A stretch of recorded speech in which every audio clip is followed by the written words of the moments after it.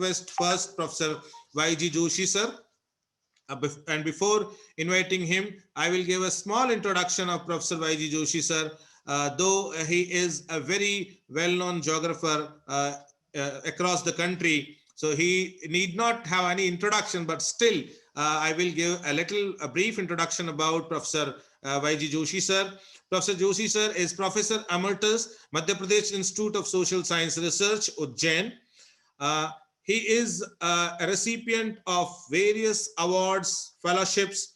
He was awarded with Bhugol Bhushan Award in 2009 from the Deccan Geographical Society, and he was awarded he was elected as a national president of National Association of Geographers India in 2012.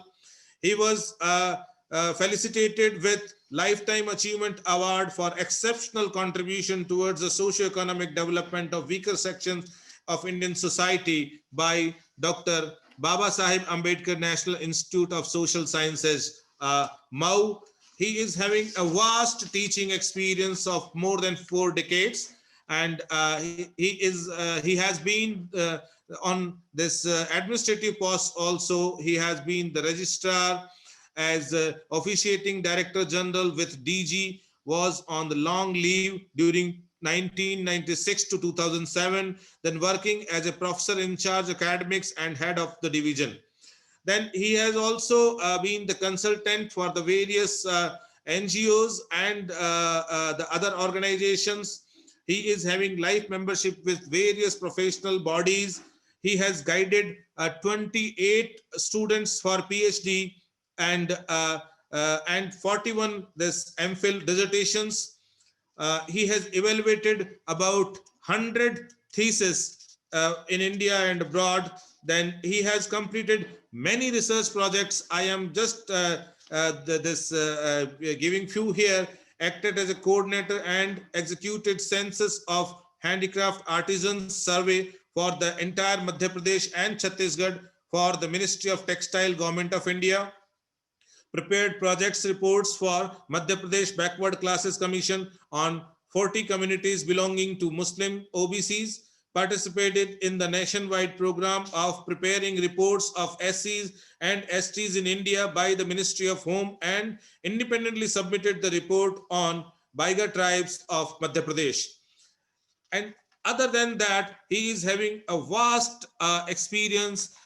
I have a list of publications in front of me. If I will start that, then the entire lecture time will go in that only. So without wasting any time, I just request Professor Joshi sir to deliver his lecture. Sir, board is yours. Thank you, Jitendra. I'm very happy that you have given me this opportunity to connect with you.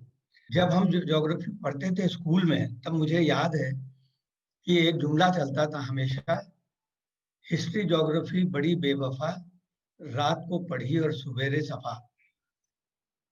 जब geography higher classes में पढ़ना शुरू किया तो फिर मुझे लगा कि ये भूगोल को बेवफा बनाया किसने। और पढ़ाते समय फिर मुझको ये लगा, जब टीचिंग में आया तब लगा कि ये भूगोल को बेवफा हमने ही बनाया है और किसी ने नहीं बनाया है। उसका कारण क्या हुआ कि हमने भूगोल को सूचनाओं का ढेर बना दिया। और सवाल भी जो पीएससी या इसके अंदर ऑब्जेक्टिव टाइप पूछे जाते हैं या पूछे जा रहे थे अभी तक, अब शायद कुछ परिवर्तन हुआ है, वो भी सवाल ऐसे ही रहते थे, सबसे बड़ा शहर कौन सा है, सबसे लंबी नदी कौन सी है, सबसे अधिक वर्षा कहाँ पर होती है, मतलब ओनली इंफॉर्मेशन। जो ज्योग्राफी का एक जो बहुत बड़ी स्पिरिट है कि ज्योग्राफी का फील है।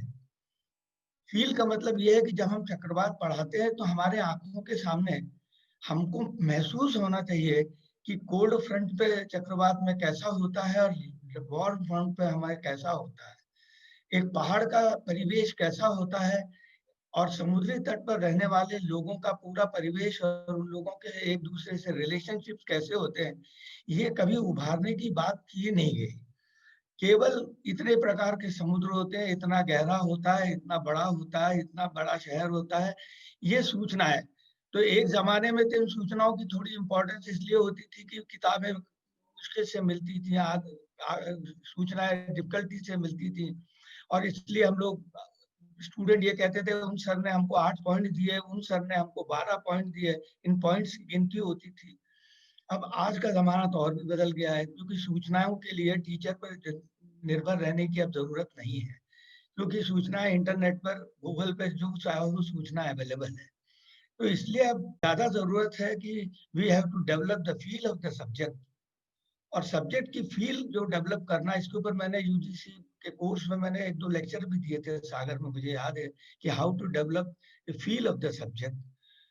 और सब्जेक्ट की फील डेवलप करना और इंटर रिलेशनशिप्स पूरी की पूरी उसको बिल्ड करना, क्योंकि आप लोग सब टीचर्स हैं, इसलिए मैं चाहता हूं कि अब आप लोगों की ड्यूटी ये होना चाहिए कि ये बेवफा विषय न रहे।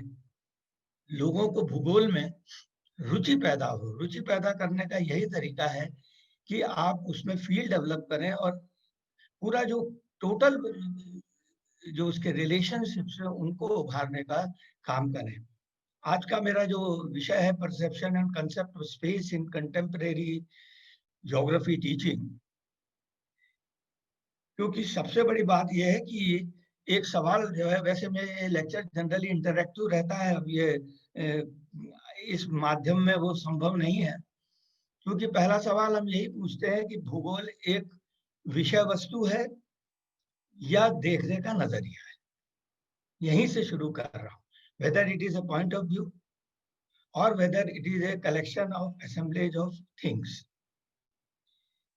मैं आपको एक उदाहरण देके बताता हूँ कि जैसे जब ग्रीस और रोमन्स के जमाने में क्या था कि उस समय सार्विक ज्ञान था, यूनिवर्सल नॉलेज का जमाना था, नॉलेज कम थी, तो इसलिए सभी लोगों को सार्विक ज्ञान था। और बाद में धीरे धीरे स्पेशलाइजेशन जैसे जैसे होता गया, वैसे वैसे जो है देखने का दृष्टिकोण जो है वो ज्यादा महत्वपूर्ण होता गया और विषय बनना शुरू हो गए due to specialisation of thing. क्योंकि जो वास्तविकता है वो तो वास्तविकता ही होती है। अब हाथी हाथी होता है, उसको कोई खंबा कहे, कोई पूंछ देख के उसको रस्सी बताए, कोई उसको पंखा कहे, ये हमारे देखने का नजरिया है। वैसे ही भूगोल भी एक घटनाओं को और वस्तुओं को देखने का नजरिया है। जैसे मैं एक उदाहरण देना चाहूंगा, जैसे गेहूं। गेहूं गेहूं है, गेहूं की कौन सी स्पेसीज होती है, बॉटनी के अंदर क्या होता है, तो ये बॉटनी का विषय हो जाता है। गेहूं किन दशाओं में उगता है, उसके लिए कितना पानी देना चाहिए, कब काटना चाहिए, खाद कैसे देनी चाहिए, किस वैरायटी को कितना पानी देना चाहिए, ये गेहूं का एग्रीकल्चरल साइंस से जुड़ा हुआ समाज कहाँ कहाँ पर है, और गेहूं से जुड़ा हुआ समाज किस प्रकार से चावल प्रधान समाज से अलग है, ये गेहूं का समाजशास्त्र हो गया। गेहूं सबसे पहले कहाँ पैदा हुआ, किन किन देशों में कब कब गेहूं गया, ये गेहूं का इतिहास हो गया। वही गेहूं को उगाने में कितना खर्चा आता है, उसकी लागत क्या आती है, उससे क्या लाभ होता है, ये गणित हो गया गेहूं का। अर्थशास्त्र, इकोनॉमिक्स ऑफ गेहूं हो गया। अब इसमें हम कहते हैं कि गेहूं का भूगोल कहाँ हुआ, तो गेहूं का भूगोल, गेहूं कहाँ पैदा होता है, गेहूं का वितरण कहाँ कहाँ कैसा है, जिन जगह पर पैदा होता है उसके उसका जुड़ाव क्या है, और गेहूं से जुड़ी हुई संस्कृतियां और उनके लोगों के ऊपर और उसके अर्थव्यवस्था पर क्या प्रभाव पड़ता है उस जगह पे, ये गेहूं का भूगोल हो गया। मतलब कहने का मतलब है कि हमारा जो नजरिया है वो है स्पेस, स्थान जब तक है, जमीन पे जो भी चीज जहां अगर है, कोई भी है जिसका वितरण है, जिसको हम नक्शे पर दिखा सकते हैं, वो गेहूं अपना हमारे भूगोल के रडार पर आ जाता है। इसीलिए जब हम प्रोफेसर हुए, टीचर हुए, तो स्टाफ रूम में लोग ये कहते थे गेहूं की भूगोल वाले तो हर विषय में अपनी टांग अड़ाते हैं, बहुत कॉमन है। तो कुरैशी साहब ने भी पहले दिन भाषण में कहा था, जो भी नई चीज आती है भूगोल वाले उसको लपक लेते हैं। अब पॉपुलेशन में भी population geography, commercial geography, cultural geography, human geography, even geography of life, geography of death, ये सारी जो ज्योग्राफी, तो कई बार ये जो सवाल उठता है कि इसमें भूगोल क्या है, इसमें भूगोल है जिंदगी में, माने जो भी चीज है, चाहे वो वस्तु हो चाहे वो सेवाएं हो, जिनका वितरण जमीन पर है, वो भूगोल के रडार पे है। मतलब भूगोल में हमारा जो सबसे बड़ा कंसर्न है वो है स्पेस, और इसीलिए geography is a spatial science, special science के रूप में। और इसीलिए घटनाएं क्या है, विषय क्या है, ये इतना महत्वपूर्ण नहीं है, दृष्टिकोण क्या है वो बहुत महत्वपूर्ण है। कई बार क्या होता है कि लोग अपने रिसर्च टॉपिक में लिख देंगे यहाँ की जनपदों का विवरण, एक भौगोलिक विश्लेषण। तो जब हम भौगोलिक विश्लेषण कहते हैं तो हमारे दिमाग में स्पष्ट होना चाहिए कि इसी की दो बिंदी लगा के समाजशास्त्र वाला लिखता है समाजशास्त्रीय विश्लेषण, उसके आगे दो बिंदी लगा के एक अर्थशास्त्र वाला कहता है एक आर्थिक विश्लेषण। तो जब हम भौगोलिक विश्लेषण शब्द की बात करते हैं तो इसका मतलब है कि हमारे दिमाग में उसको स्पेशल साइंस या स्पेस से उसका जुड़ाव क्या है, और वो कौन से तत्व हैं जो स्पेस पर हैं और उन चीजों को प्रभावित कर रहे हैं, इसका विश्लेषण किया जाना बहुत जरूरी है। अब मैं इसके डायमेंशन सब तो शायद ना बता पाऊं, पर स्पेस के डायमेंशंस कितने हैं जो हम भूगोल के अंदर देखते हैं, उसको मैं थोड़ा सा अनफोल्ड करना चाहूंगा आपके सामने। Place, whether place is mere location, whether place is mere location, place is not mere location but the entire environment surrounding it। जैसे हमने हिल स्टेशन शब्द कहा और फिर एक कंटोनमेंट टाउन क्या, तो इन दोनों के चीज क्या चीज सराउंड करती है, ये सब मिला के वो प्लेस कहलाती है। जैसे नानी का घर केवल नानी का घर नहीं है, नानी के घर के सामने का कुआं, नानी के घर के आगे का पेड़, नानी के घर के लगभग आने वाले लोग, ये सब मिला के नानी का घर होता है। आपने जगजीत सिंह की एक गजल पढ़ी होगी, ये कागज की कश्ती और दरिया का पानी। ये जो है ये ज्योग्राफिकल परसेप्शन है कि वो पूरी की पूरी जो उसके आसपास का जुड़ाव है वो प्लेस है, it is not just location. फिर एक सवाल आपके सामने रखता हूं कि डेटा कब ज्योग्राफिकल डेटा हो जाता है, डेटा डेटा रहता है और कब वो ज्योग्राफिकल डेटा हो जाता है। तो ज्योग्राफी जो डेटा जब प्लेस के साथ जुड़ जाता है, तो जैसे हमने अलग अलग शहरों के अलग अलग टेम्परेचर दिसंबर के अगर लिखे, एक्स एक्सिस पर अगर शहर हैं अलग अलग और वाई एक्सिस पर अगर उनका दिसंबर का टेम्परेचर है, तो ये जो होगा ज्योग्राफिकल डेटा हो जाता है। इसको हम टेक्निकल लैंग्वेज में कहते हैं ज्योग्राफिकल डेटा मैट्रिक्स। और इसी के लिए हम वर्ड यूज करते हैं स्पेशियल एनालिसिस। जब हम स्पेशियल कहते हैं तो एक्स एक्सिस पे स्पेस जाती है और वाई एक्सिस पर एट्रीब्यूट जाते हैं और वो डेटा हो जाता है ज्योग्राफिकल डेटा मैट्रिक्स, और वो स्टडी हो जाती है स्पेशियल एनालिसिस। इस पर जब थर्ड डायमेंशन टाइम का जोड़ जाते हैं वाई एक्सिस के ऊपर, then it becomes geographical data cube. और ये जो एनालिसिस हो जाती है ज्योग्राफिकल स्पेशियो टेम्पोरल एनालिसिस, इसमें थर्ड डायमेंशन हो गया, एक्स एक्सिस पर ये अपने स्पेस, वाई एक्सिस पर एट्रीब्यूट और जेड एक्सिस के ऊपर जो है टाइम। अब इसी को अब चूंकि अब कंप्यूटर का युग आ गया है, इसी के ऊपर जब हम एन डायमेंशनल जब स्पेस पे आते हैं, तब जो जो डेटा होता है it comes in the terms of layers. तो एक के ऊपर एक लेयर्स जब इसके ऊपर बनाने लगते हैं, then it becomes the GIS, और जिसको हम ज्योग्राफिकल इंफॉर्मेशन सिस्टम्स कहते हैं। ये भी इसमें ज्योग्राफी वर्ड क्यों लगाते हैं कि ज्योग्राफी के अंदर पढ़ाते हैं, ऐसा नहीं है। ज्योग्राफी का मतलब it is related with geographical data, and data is in multiple layers. ये कंप्यूटर के कारण पॉसिबल हो गया है, जो कि पहले पॉसिबल नहीं था, but this is geographical space. Then the concept of spatial temporal and multi-dimensional spatial data, ये जो मैंने अभी बताया, what is a spatial outlook? मतलब स्पेस का आउटलुक हमारा क्या है? It is guided by areal differentiation. जैसे मैंने बताया कि कोई भी चीज हो, चाहे बीमारी हो, चाहे गेहूं हो, चाहे कल्चर हो, चाहे बीमारी हो, चाहे पॉपुलेशन हो, ये सबका वितरण एक सा नहीं होता है, इसमें फर्क होता है। यही ज्योग्राफी का बेसिक कंसेप्ट है, जिसके कारण हम ज्योग्राफिकल आउटलुक देखते हैं।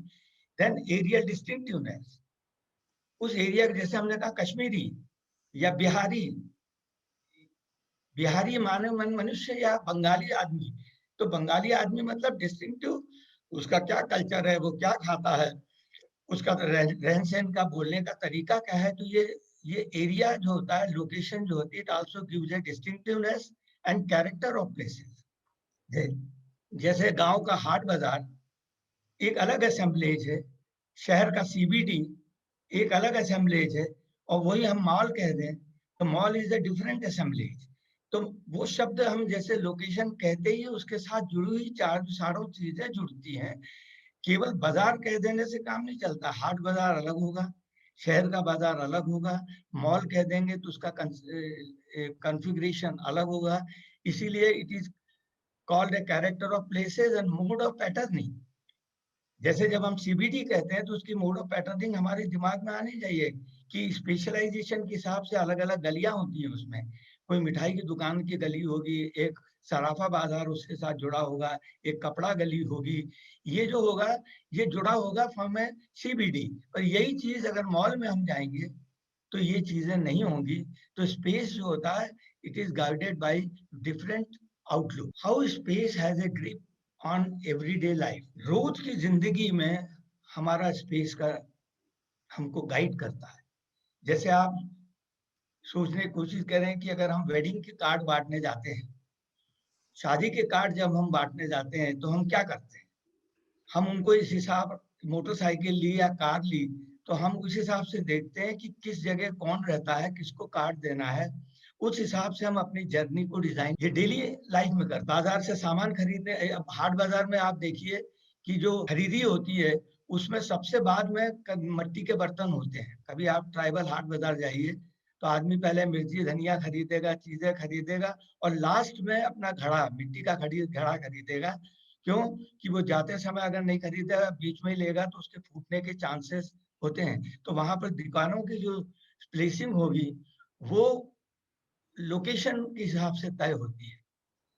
देन जब गांव के अंदर हम रैपिड रूरल अप्राइजल करते हैं, पीआरए करते हैं, या रिसोर्स एंड सोशल मैपिंग करते हैं, उसमें भी स्पेस का जो है उपयोग होता है। यहाँ पर भी हमारे एवरीडे यूज में ये काम में आती है। वेयर पीपल विल सेटल, लोग कहाँ बसेंगे? जो नए देशों, पुराने देशों की अगर आप हिस्ट्री देखें, अमेरिका में जब अमेरिका में बसावट हुई और उन बसावट को आप देखें तो लोगों के खुद के स्पेस के परसेप्शन वहां पर बहुत इंपॉर्टेंट रहे हैं।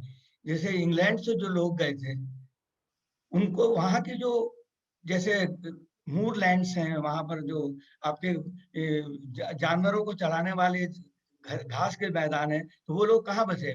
न्यू इंग्लैंड स्टेट और आपकी ह्यूस्टन, वो वहां की टोपोग्राफी को अगर आप एनालाइज करेंगे तो वो बिल्कुल इंग्लैंड से मिलती हुई टोपोग्राफी है। तो ब्रिटिश के अंदर जो ब्रिटेन के लोग गए उन्होंने वो एरिया चुना जो उनके हिसाब से ठीक दिखता था, उनके परसेप्शन में जो उनके लिए ठीक बनता था। फ्रेंच लोग भी गए, फ्रांस में जो है वो प्लेन एरिया है, नदी किनारे वाले लोग हैं, तो वो लोग कहाँ गए? वो लोग जो अंदर जाके बसे वो मिसिसिपी और आपका लुइसियाना, ये जो प्रांत है प्लेन एरियाज हैं, यहाँ पर उनकी बसावट हुई। और जो स्पेन और पुर्तगाल के जो लोग गए तो वो जो थोड़ा डेजर्ट टाइप है, ऊंचे नीचे है, पहाड़ है, तो उन्होंने नवाडा, रॉकीज के तलेटी में वो, तो ये वो कहाँ बसे? इसके पीछे स्पेस का जो परसेप्शन उनके दिमाग में था, उस परसेप्शन ने काम किया और उस हिसाब से उन्होंने, उनको फ्रीडम थी, कहीं भी बच सकते थे, पर आदमी के दिमाग में जो स्पेस का परसेप्शन होता है उसी हिसाब से वो जगह चुनता है और उसकी जिंदगी में उसका बहुत अधिक महत्व होता है। Spatial analysis has found its relevance in other physical and social sciences now. जैसे स्पेशल इकोनॉमिक्स, जूलॉजी में आपका एपिडेमियोलॉजी कि बीमारी कैसे फैलती है, यहाँ पर भी स्पेस का परसेप्शन जो है वो बहुत उभर के और लोगों के बीच में आया है। तो मतलब स्पेस का परसेप्शन जो हमारे ज्योग्राफी में हमने कम चाहे इतना नहीं कर रहे हैं, अब दूसरे सब्जेक्ट के लोग उस परसेप्शन को बहुत तेजी से, इवन इंजीनियरिंग के अंदर, मेडिसिन के अंदर, ये सब स्पेस के परसेप्शन को जो है उपयोग किया जा रहा है। और space has become a very fundamental stuff in many other sciences. Space जो है it is not an absolute concept, it is a relative concept. Relative कैसा है? इसमें role of distance, direction and connectivity, ये 3 एलिमेंट्स जो है उस space को कंट्रोल करते हैं। कहने का मतलब इनमें से कोई भी चीज बदल जाए तो स्पेस का पूरा कॉन्फ़िगरेशन बदल जाता है। जैसे अगर क्लासरूम को अगर आप परसीव करें, सोचें, तो क्लासरूम में एक टीचर होता है, उसकी टेबल होती है, सामने स्टूडेंट्स होते हैं। अगर टीचर ये डिसाइड करे कि वो उधर ना बैठते हुए पीछे बैठा है, तो क्या होगा? पूरा का पूरा क्लास का कॉन्फ़िगरेशन बदल जाएगा। अभी आपके जो कोरोना के टाइम में भी जब कह दिया कि फिजिकल डिस्टेंस बढ़ाना पड़ेगा, तब भी क्लासरूम का कॉन्फ़िगरेशन चेंज होगा। मतलब अगर डिस्टेंस, डायरेक्शन एंड कनेक्टिविटी बदलेगी तो स्पेस का पूरा कॉन्फ़िगरेशन बदल जाता है। जैसे मैं आप बस स्टैंड की बात सोचिए। बस स्टैंड का कंसेप्ट और एक तरफ एयरपोर्ट का कंसेप्ट। बस स्टैंड के कंसेप्ट के साथ जुड़ी क्या होती है? छोटी-छोटी चाय की दुकानें, अखबार वाला, सिगरेट सिगरेट वाला, पान की दुकान, सामने छोटे-छोटे माने कम खर्च वाले होटल्स। अब फर्ज कीजिए कि अगर वो बस स्टैंड वहां से हट गया, किसी सोचने की कोशिश कीजिए, अगर बस स्टैंड गवर्नमेंट ने कह दिया कि बस स्टैंड यहाँ ना होते हुए इसको उस जगह पे शिफ्ट किया जाएगा, तो पूरा का पूरा वहां का जो सेटअप है दुकानों का, वो पूरा बदल जाएगा। तो जो बस स्टैंड का जो कंसेप्ट के साथ जुड़ा हुआ जो मेन चीज है वो बस स्टैंड है, और उससे जुड़ी हुई जो गतिविधियां होती हैं वो एब्सोल्यूट नहीं होती हैं। कि अगर उसमें से बस स्टैंड हट गया तो सारी गतिविधियां वहां से बदल जाएंगी। तो इसलिए it is a relative concept, it is connected by distance, direction and connectivity. फिर स्पेस के साथ जुड़ी एक चीज है रेजोल्यूशन लेवल, यानी किस रिजोल्यूशन, जैसे आप छत के ऊपर से जमीन को देख रहे हैं, टावर से ऊपर से जमीन को देख रहे हैं, हवाई जहाज से जमीन को देख रहे हैं और स्पेस से जमीन को देख रहे हैं, तो उसमें स्पेस की जो अवधारणा होती है, कंसेप्ट बदल जाता है। और इसका एग्जाम्पल है आपका, जैसे नेचुरल रीजन्स जब हम बनाते हैं, जब वर्ल्ड लेवल के ऊपर नेचुरल रीजन्स बनाते हैं तो मेजर कंट्रोलिंग फैक्टर होता है क्लाइमेट, और उसको दिखाने वाला फैक्टर होता है वेजिटेशन। अब इसी के बाद जब हम किसी देश के लेवल के ऊपर नेचुरल रीजन या भारत के संदर्भ में नेचुरल रीजन बनाने की कोशिश करते हैं, तो क्लाइमेट की बजाय फिजियोग्राफी बिकम्स मोर डोमिनेंट।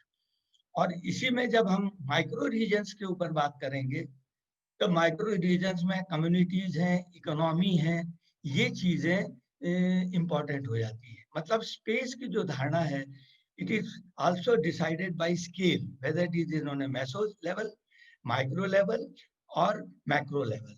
इन तीनों लेवल्स पे जाके वही स्पेस जो है उसकी धारणा बदल जाती है। मतलब it is not an absolute concept. और जो स्पेस का जो इफेक्ट का जो डिस्टेंस, जो हम स्पेस की बात करते हैं स्पेस में, वो डिस्टेंस जो होता है it is treated as a friction. Friction मतलब कि जैसे जैसे डिस्टेंस जो है फ्रिक्शन देगा और उसका इफेक्ट जैसे जैसे दूरी बढ़ती जाएगी उसका इफेक्ट जो है वो कम होता जाता है। और इसी कंसेप्ट के बेस के ऊपर ये जो मॉडल्स आपने कभी आप पढ़ाते हैं या पढ़ते होंगे, gravity model, nearest neighbour analysis, location theories, ये सब इस पे डिपेंड, इसके ऊपर इस कंसेप्ट पे बेसिस है कि distance act as a friction. पर अब ये फ्रिक्शन क्या हर जगह या हर कंडीशन में एक सा होता है? नहीं होता है। आई एम इंट्रोड्यूसिंग की कॉम्प्लेक्सिटी होती है, चीजें एकदम सरल नहीं होती।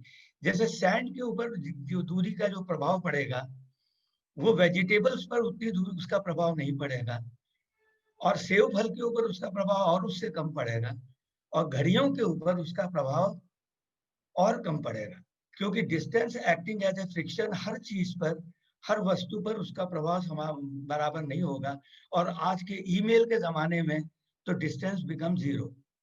यानी हम चाहे नॉर्वे पे बैठे हुए आदमी से बात करें, चाहे हम अपने बाट के पड़ोसी से करें, तो यहाँ पर डिस्टेंस डिके मैकेनिज्म जीरो हो जाता है। डिस्टेंस का कोई डिके फैक्टर नहीं आता है। मैंने चीजें जो है ना इतनी सरल नहीं है, मैं ये आपको बताना चाहता हूँ, चीजें बड़ी महत्वपूर्ण है पर उनमें बड़े बारीक बारीक बदलाव होते हैं। डिस्टेंस, दूरियां भी जो हम उपयोग करते हैं ज्योग्राफी में, कई प्रकार की है। पहले हम फिजिकल दूरी को ही ले लें, तो फिजिकल दूरी में भी ये 5 तरीके के बता रहा है। एक्चुअल और ग्राउंड डिस्टेंस, जो हम पैदल चल के या स्कूटर से बैठ के जो जाते हैं, वो वास्तविक दूरी है। और जो हम नक्शे पे जो दूरी देखते हैं उसको कहते हैं हॉरिजॉन्टल डिस्टेंस। हॉरिजॉन्टल डिस्टेंस वास्तविक दूरी नहीं होती है। नक्शे पे दूरी हम जिसको देखते हैं वो हॉरिजॉन्टल डिस्टेंस होती है। और कभी हिमालय में आप चले गए और नक्शे पे दो जगहों की दूरी नाप के और उसको स्केल से गुणा करके अंदाज लगा लिया कि हम 2 घंटे में पहुंच जाएंगे, आप सुबह से रात तक भी नहीं पहुंच जाएंगे, क्योंकि हिमालय वगैरह में पहाड़ी इलाकों में जो एक्चुअल डिस्टेंस होता है उस वो ग्राउंड के हॉरिजॉन्टल डिस्टेंस नक्शे की दूरी के मुकाबले में बहुत ज्यादा होता है और बहुत कठिन होता है। यानी अगर आप जैसे देहरादून से मसूरी का हॉरिजॉन्टल डिस्टेंस नक्शे पे निकालेंगे, उसके हिसाब से तो आपको लगेगा कि हम आधे घंटे में पहुंच जाएंगे। फिर जब आप पहुंचने के लिए पैदल निकलेंगे तो घंटों आपको लग जाएंगे। पर ये भी दूरी होती है जो हम ज्योग्राफी में यूज करते हैं। तीसरा जो जियोडेटिक डिस्टेंस, जियोडेटिक मतलब जिसमें हम ये मान के चलते हैं कि पृथ्वी कर्व्ड है। जैसे इसमें जो समुद्री जहाज है, ये ग्रेट सर्कल डिस्टेंसेस हैं। ये जो डिस्टेंसेस जो यूज होते हैं ये कर्व्ड मान के चलते हैं, या जो बड़े बड़े ट्रायंगुलेशन जो किए जाते हैं उसमें पृथ्वी के कर्वेचर को ध्यान रखते हुए ये भी एक दूरी है। And this is also a physical distance which is used in geography. Then there is a nautical distance which is equal to 1 minute of longitudinal arc. तो जो जैसे आपके हवा की जो दिशा होती है या नॉटिकल माइल्स यूज होता है, नेविगेशन वगैरह में यूज होता है, ये नॉटिकल माइल होता है, ये भी डिस्टेंस है। Then there is air distance, हवाई जहाज से या जो कौवा उड़ के जाता है वो सबसे छोटा डिस्टेंस होता है, that is an air distance. तो ये इतने प्रकार के डिस्टेंस हम यूज करते हैं और इन सब के अलग अलग इनके उपयोग है। ये सब स्पेस का ही पार्ट के अलावा भी और डिस्टेंस है। इकोनॉमिक डिस्टेंस इन्वॉल्विंग, इसमें कॉस्ट इज इम्पोर्टेंट है। जैसे अगर हमको गैस का या पेट्रोलियम के वो बनाने हैं तो कहाँ बनाएंगे, ये डिपेंड करेगा कि हमको कॉस्ट कितनी आती है। कई मैंने उसमें फिजिकल डिस्टेंस मटेरियल हो जाता है, कॉस्ट कितनी लगेगी वो ज्यादा इंपॉर्टेंट हो जाता है।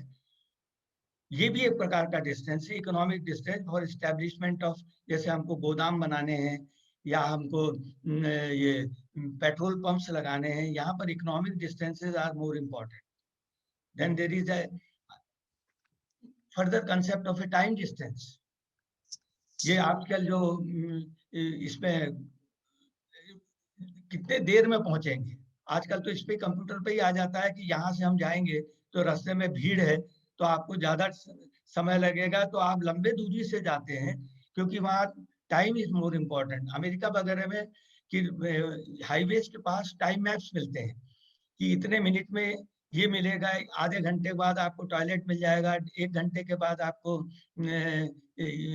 रेस्टोरेंट मिल जाएगा, कि they are called as time maps. ये टाइम डिस्टेंस भी ज्योग्राफी में यूज होता है। इसके बाद आता है सोशल डिस्टेंस। सोशल डिस्टेंस आपका इंटरेक्शन पैटर्न्स में यूज होता है। जैसे अगर किसी एक गांव में एक ठाकुर का मोहल्ला है और उसी के पास में अगर चमारों की बस्ती है तो उनके बीच में दूरी कम है परंतु सोशल डिस्टेंस बहुत ज्यादा है। इंटरेक्शन पैटर्न पास होते हुए भी उनके साथ नहीं होगा। उससे 2 किलोमीटर दूर अगर किसी क्षत्रिय का घर होगा या ब्राह्मण का घर होगा तो उन दोनों में इंटरेक्शन ज्यादा होगा, उनमें और अनुसूचित जाति के मोहल्ले के बीच का इंटरेक्शन नहीं होगा। तो ये जो दूरी होती है this is called as social distance, और ये सोशल स्पेसेस में यूज होती है सोशल डिस्टेंस। इसके बाद भी एक होता है परसेप्शुअल डिस्टेंस, वो दूरी जो हमारे दिमाग में होती है, हम जो सोचते हैं वो कहीं होती नहीं। आपने एक गाना सुना होगा, पास रहते हुए भी तुझसे बहुत दूर हैं हम।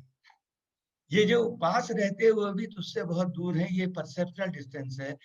यानी कई बार क्या होता है कि यूपी के बहुत से लोग जो हैं बंबई से उनका परसेप्शनल डिस्टेंस कम होता है और कलकत्ता से ज्यादा होता है, क्योंकि उनके लोग जो है मुंबई में ज्यादा माइग्रेट हुए हैं, कलकत्ता में कम गए हैं। तो even if they have to migrate या काम के लिए जाना चाहेंगे, they will prefer to go to Bombay rather than moving to Calcutta, क्योंकि यहाँ पर फिजिकल डिस्टेंस काम नहीं करेगा।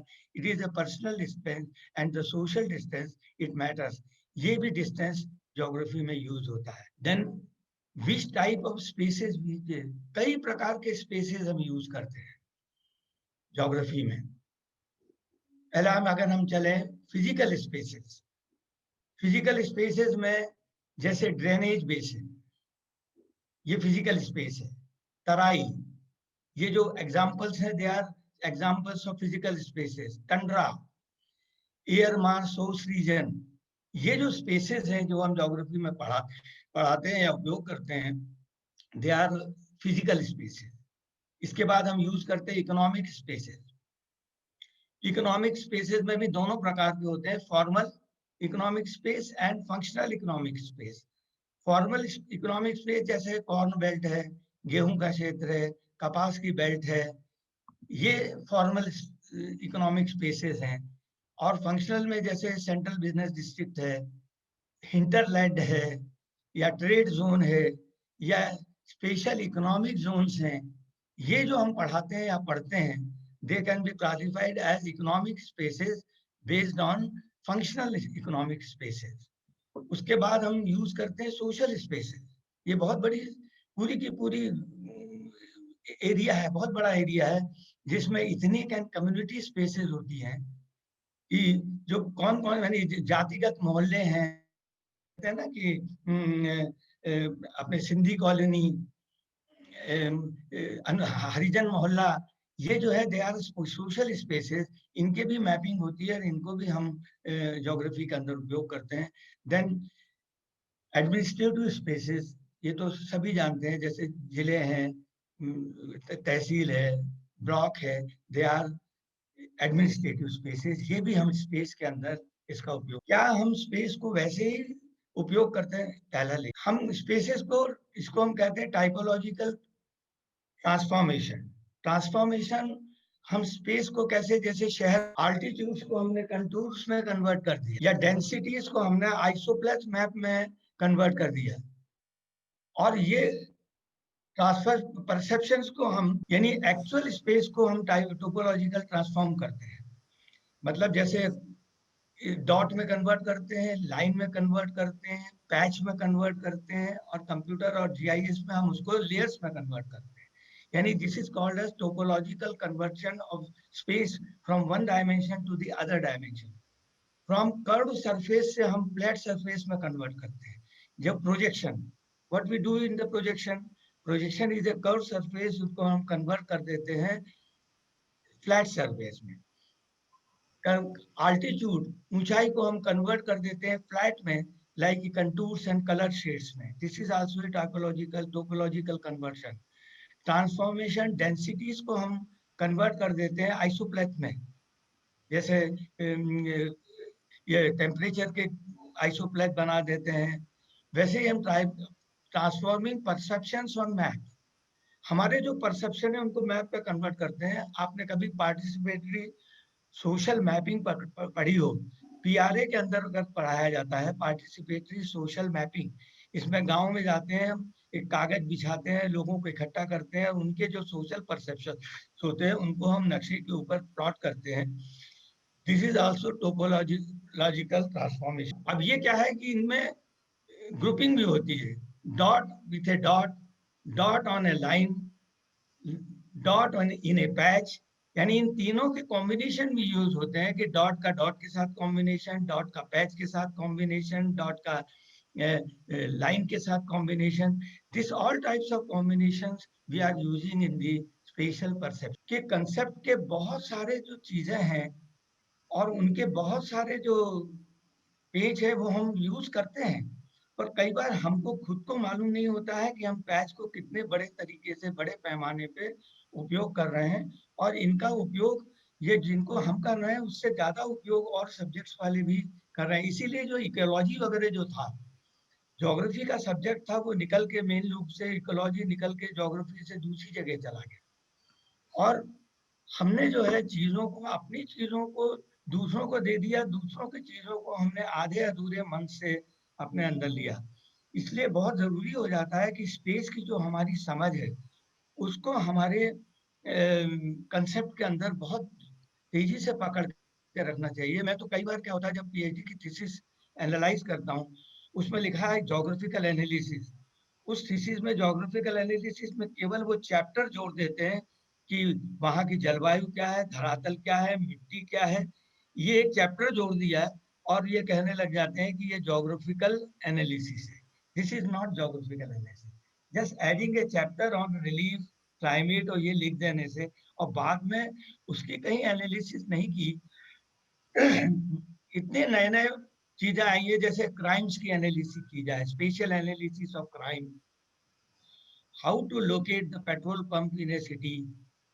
ये छोटी छोटी अगर एक्सरसाइजेस हम पोस्ट ग्रेजुएट लेवल पर या एमफिल के लेवल पर लड़कों को दें कि एक जिला है, इसके अंदर ये प्रोडक्शन होता है, ये नेटवर्क ऑफ रोड्स है, और हमको आलू के गोदाम बनाने हैं, इनमें आलू के गोदामों को कहाँ कहाँ बनाया जाए, इनकी लोकेशनल एनालिसिस करके, आजकल तो इसमें कंप्यूटर बेस्ड भी लोकेशनल एनालिसिस हो जाती है, इसको करके हम लड़कों को अगर ऐसी एक्सरसाइजेस दें कि मेक ए कि किस प्रकार से हम आलू के गोदाम हमको लगाने हैं, ये जिला है, इस जिले के अंदर इतना आलू पैदा होता है और यहाँ पर ये सड़कों का नेटवर्क है, इनकी एक्सेसिबिलिटी इस प्रकार से है, and if we want to locate 20 गोदाम, तो इनकी बेस्ट लोकेशन एनालिसिस होके कहाँ आएगी। ऐसे एक्सरसाइजेस हम क्यों नहीं देते, केवल उनका ये भूमि उपयोग और यही सब पुराना, एक का केवल जिला बदल दिया, जयपुर जिला, जयपुर से फिर वो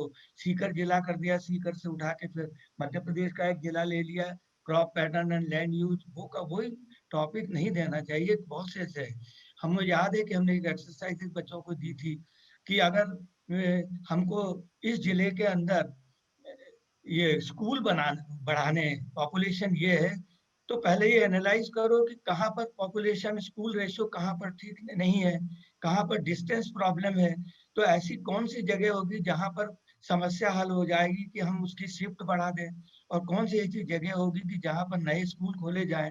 ये सब लोकेशनल एनालिसिस हैं और ये सब स्पेस से जुड़ी हुई समस्या है, जिनके ऊपर बहुत काम किए जाने की गुंजाइश है और किया जाना चाहिए। ये मेरा आप लोगों से निवेदन था। अब जैसे जो कंटेम्परेरी ट्रेंड्स अभी उभर के जो आ रहे हैं फिजिकल ज्योग्राफी में, जैसे लैंडस्केप इकोलॉजी, ये भी बहुत अच्छा सा उभर आ रहा है। देखिए आप, लोकेशन का कितना अच्छा उपयोग ये टूरिस्ट वालों ने किए हैं।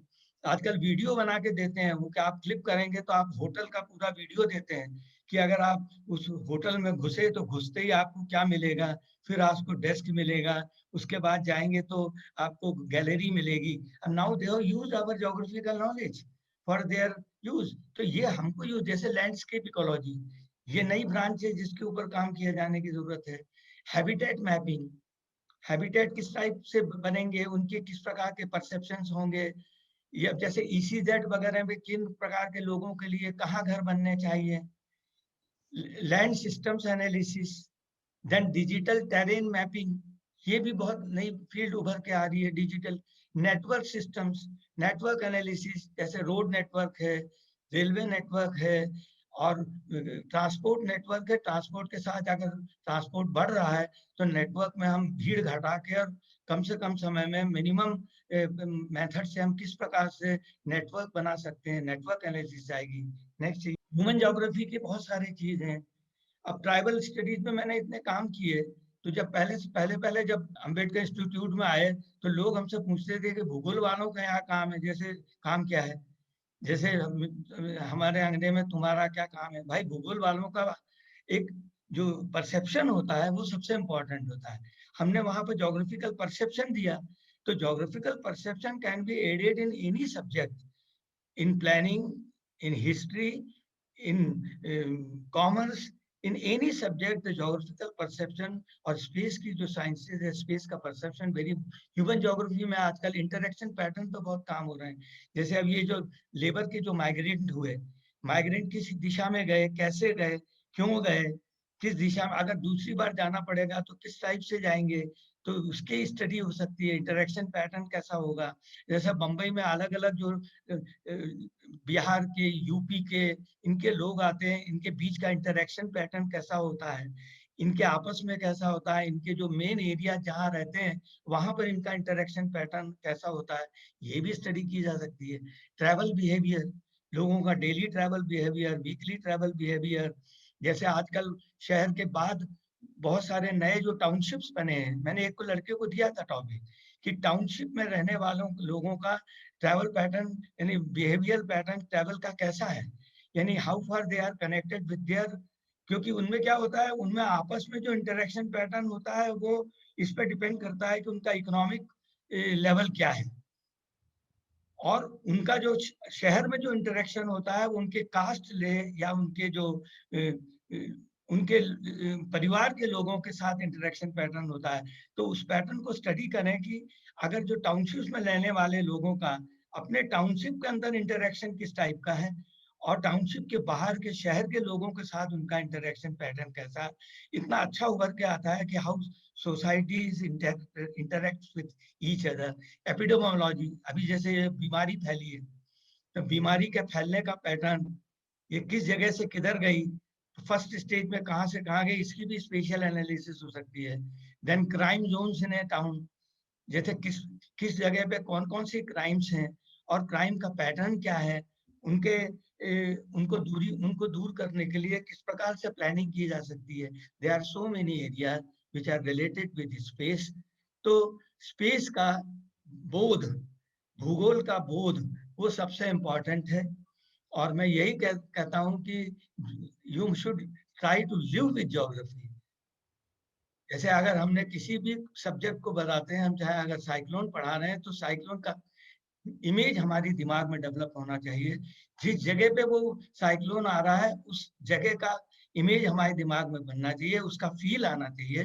तो जब तक ज्योग्राफी में हम स्टूडेंट्स के बीच में भूगोल का फील नहीं डेवलप करेंगे, तब तक ज्योग्राफी जो है will not be interactive and will not be interestive, और वो बेवफा हो जाएगी। Thank you very much. Thank you sir, thank you very much. आपका जो उद्बोधन था सर, मैं ये विश्वास दिलाता हूं कि ये जितने भी जो लोग आपको सुन रहे हैं, यहाँ पर 150 से ऊपर लोग सुन रहे हैं, ये जो स्पेस को लेकर हमारे कंसेप्शंस अलग अलग, उनको जिस तरह से आपने एक माला में पिरोया है, उस तरह से शायद ही कभी हमने ये पहले पढ़ा, सुना या देखा होगा। बहुत ही सारगर्भित तरीके से और इतनी गहरी बात इतने सरल शब्दों में आपने हमारे साथ की। मैं तहे दिल से आपका शुक्रिया अदा करता हूं, और commissionerate college education, government of Rajasthan Jaipur एवं department of geography, government arts college Sikar की तरफ से मैं आपका धन्यवाद ज्ञापित करता हूं कि आपने हमारा निमंत्रण स्वीकार किया और आपने अपने ज्ञान से हम सभी को अभिभूत किया। मैं तहे दिल से आपका आभारी हूं।